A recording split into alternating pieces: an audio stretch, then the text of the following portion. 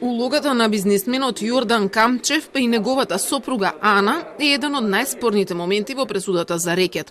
Ова е содржано во жалбите на двајцата осудени екс обвинителката Катица Јанева и сопственикот на поранешната 1 ТВ Бојан Јовановски.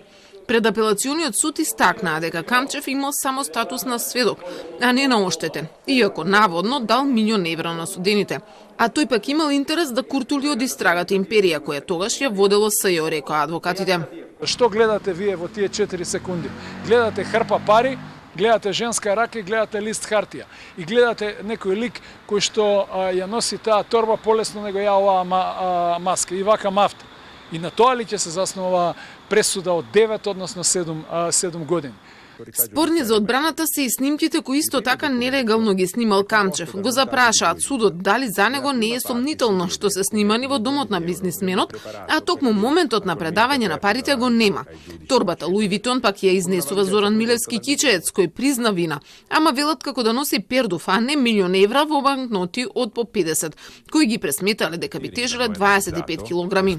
Да вие верувате на Јордан Камчев дека тој извадил своите сметки пари, а да не ги проверите сметките, мислам е нонсенс. За да се тврди дека се променети пари во менувачница Бела, после да не проверите во Народна банка.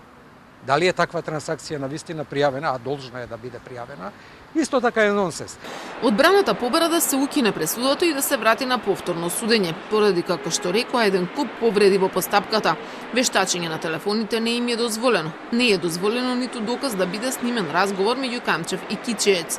А форензичарите од МВР всушност не биле вештаци. Велат нема ни еден доказ дека пари се предадени и дека така се влијаело Камчев да излезе од притвор за истрагата империја.